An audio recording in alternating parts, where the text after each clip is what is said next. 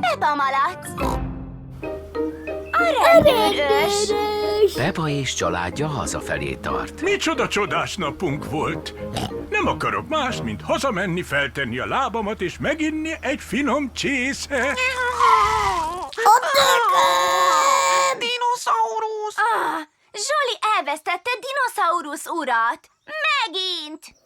Jó ég! Mi van? Zsoli bárhol elveszíthette dinoszaurusz urat, mert annyi helyen jártunk ma. Voltunk boltokban, a játszótéren, a parkban.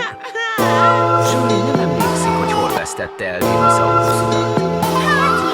Hát jó, akkor dinoszaurusz úr örökre eltűnt. Mi akkor, Zsoli? Valaki biztos megtalálta dinoszaurusz urat. Igen, és ha az emberek találnak elveszett dolgokat, beviszik azokat a rendőrségre. A dinoszaurusz úr is ott lesz. Csak annyit kell tennem, hogy itt hatalom a szemedet és a fület.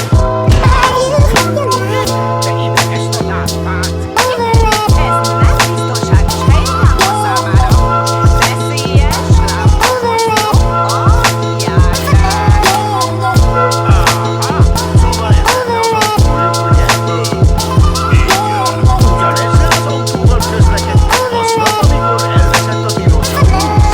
Igen, miért? Elnézést kérünk, hölgyem, de megnézte Zsoli dinoszauruszát az autóban? Nos, nem, mert azt hittük...